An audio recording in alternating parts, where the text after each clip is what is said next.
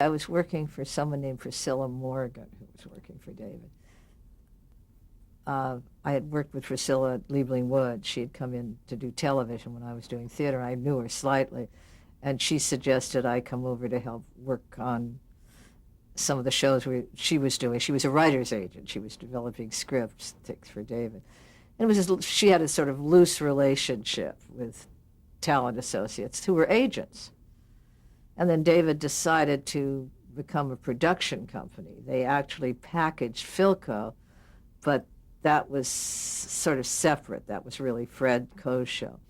And then David decided he was going to package his own shows and become a production entity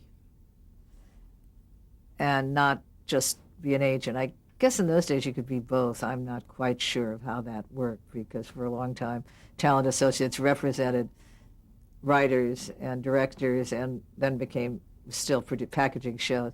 Anyway, when David decided to become a producer of packaging show and sold a couple of shows, he asked me if I would like to cast them, be a casting director. I wasn't quite sure what that meant, because in the theater we really didn't have casting directors in those days. Now, of course, you do.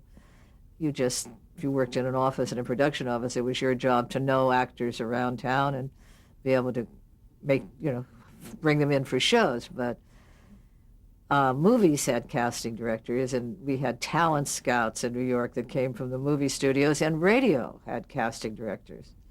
But I didn't know much about it, but I thought, why not? I like actors, and I know a lot of actors, and it means I could probably get a lot of work for actors. So I became a casting director. Well, David really believed in hiring women. I think he thought that he could get us cheaper and we would work harder. And so it was a wonderful group of women. My best friend, who had been my best friend before that, who I've known for 50 years, Jacqueline Babin was there. She was a producer. Audrey Gellin, Renee Valenti, who was then the office manager, who ran all the business part of the office, has since become a very successful producer. I guess those are the women who were there when I was there. Over the years, everybody's been there. Freda Rothstein, Diana Carew. You name almost any woman who is successful in this business, and she went through talent associates. We did work hard. We were very ambitious. We were grateful for the opportunity. It was one of the places where you could do anything. David did not have any hesitation about moving us into responsible jobs, and he paid us well.